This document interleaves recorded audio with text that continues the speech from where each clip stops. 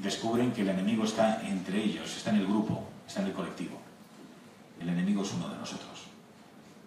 Todavía no soy yo, es uno de nosotros. Y entonces, conforme se empiezan a conocer unos a otros, tienen que pasar a la tercera fase, que es el, digamos, ¿cómo podríamos decirlo sin ser excesivamente vehementes? El culo del demonio.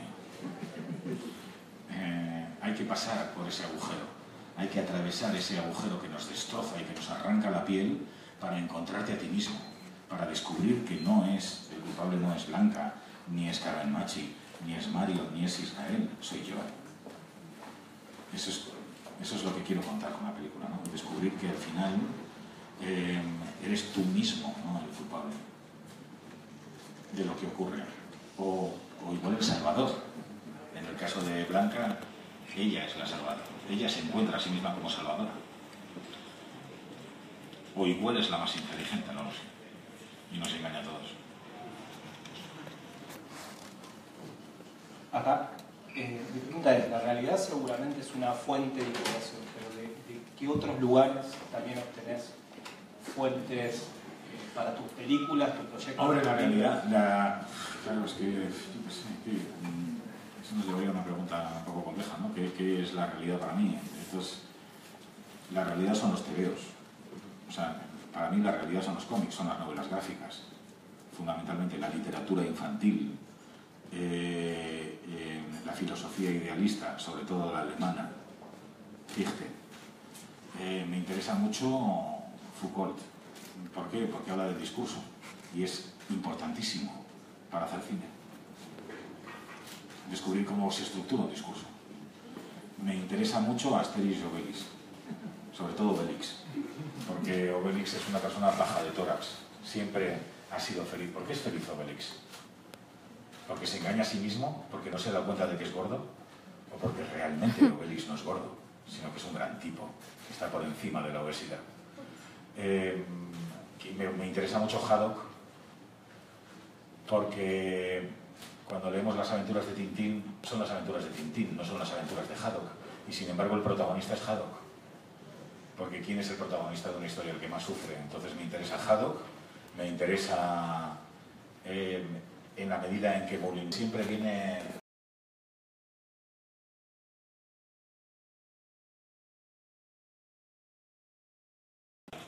y la odia, sin embargo forma parte de su vida. Y al final yo creo que la quiere. Probablemente si se casase con ella, se casaría con Bianca Castafiore. Me interesa Tornasol, ¿no? Un tipo que parece que lo sabe todo y no sabe nada. Y dice, siempre al oeste, hay que ir siempre al oeste. Me interesa Hernández y Fernández, porque son la misma persona, pero sin embargo uno siempre tiene algo que decir con respecto al otro. Dice, yo aún diría más, y dice lo mismo. Todo eso forma parte de mi cabeza y forma parte de la realidad, porque no creo que la realidad sea eso tangible que tenemos alrededor, sino eso que nos duele. O sea, el criterio de validación de la existencia de algo es el dolor que nos provoca. Sí, acá. ¿Qué tal? Buenas tardes, soy Diego Gés del diario Tiempo Argentino. Alex, quería preguntarte, básicamente, siguiendo una hipotética línea temporal, ¿en qué momento comenzás a pensar en esta película, el génesis de El Bar, tal como después lo vimos ingresando? Bueno, es una película que yo creo que Jorge y yo, siempre que hablo de mí mismo, en realidad también estoy hablando de Jorge, porque forma parte de mi cabeza. Jorge Guerrica Echevarría, para que lo pronuncies bien, si dices Guerrica Echevarría del tirón, resulta complicado, pero si es Guerrica Echevarría. Entonces, bueno, Jorge y yo pensábamos esta historia hace mucho tiempo. Lo que pasa es que no encontrábamos el motor del conflicto. No encontrábamos una razón por la que los personajes de pronto se sintieran aterrorizados desde un punto de vista metafísico. O sea, pensábamos en el terrorismo, pensábamos quizá en algo, pues eso, sobrenatural, pensábamos en un accidente, en un montón de cosas. Pero cuando de pronto vivimos el ébola en España, cuando un enfermo de ébola llegó a España, claro, dijimos, es esto. Diablos, es esto.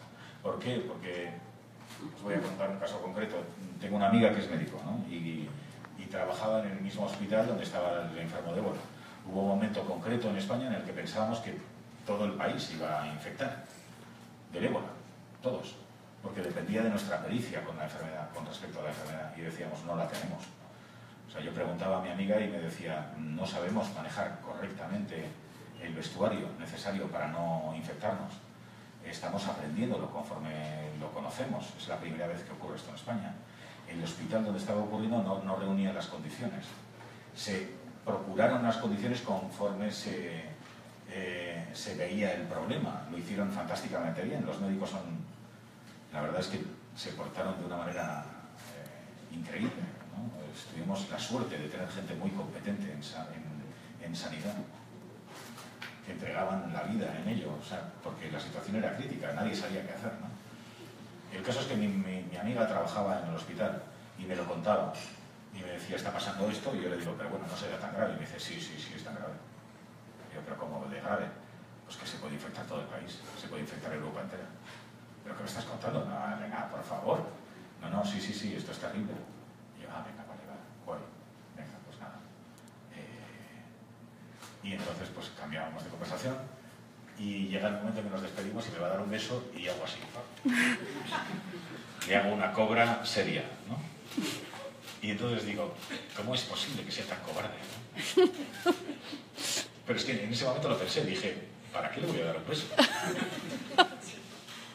Y ahí dije, aquí hay una película, o sea, no es normal que haga esto, o sea, no es normal ser tan miedoso y tan cobarde. Así surgió.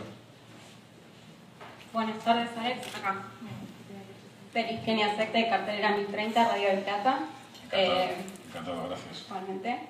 En primer lugar, bueno, un poco lo contestaste con la primera pregunta cuando hablas de esta reflexión ontológica, ¿no?, sobre el bar que hiciste, pero mi pregunta va a ser eso, pero un poco más en nivel micro, digamos, pensando que uno de tus ídolos es Scorsese y pensando en una película como Taxi Driver que habla de lo putrefacto, ¿no?, de la Nueva York de ese momento y de lo que salía de las alcantarillas también, y de estas tres fases que vos hablabas, ¿no?, primero el bar, después el sótano y después las alcantarillas. ¿Cuál es la crítica posmoderna que vos estás haciendo, por ejemplo, al tomar de la película cómo se ignora a los pobres o el uso dependiente de la tecnología? En primer lugar, sobre Scorsese te diré que lo interesante o lo fascinante, aparte de que es el mejor director vivo y que su manera de contar una historia es única y excepcional, también tiene algo extraordinario Scorsese, y es que no solamente nos atrae por la potencia narrativa de sus historias, sino por la potencia moral de sus historias. Y lo grandioso de ver una película de Martin Scorsese es que coloca al espectador en un lugar moral en el que no se siente a gusto. En principio. O sea, en principio nosotros no queremos estar del lado del malo, ¿no? No queremos disfrutar del lado del malo, pero Scorsese nos obliga, porque es el protagonista, y de pronto nos hace ver qué maravilloso es ser malo. Qué maravilloso es ser una persona viciosa y demente como Leonardo DiCaprio en la gloriosa y espectacular Lobo de Wall Street, ¿no? Entonces disfrutas del mal, guarecido en la inocencia del espectador, pero te coloca ahí, y gracias a Dios, y Dios bendiga a Martin Scorsese por siempre, porque me hace vivir vidas que no he conocido jamás, ni conoceré, ni tendré el valor de conocer. Entonces tú estás ahí metido y vives esa locura, ¿no? Y cuando la película acaba, te castiga y te dice, mira dónde lleva todo esto. Pero te queda el pozo, es el truco escolástico, te queda el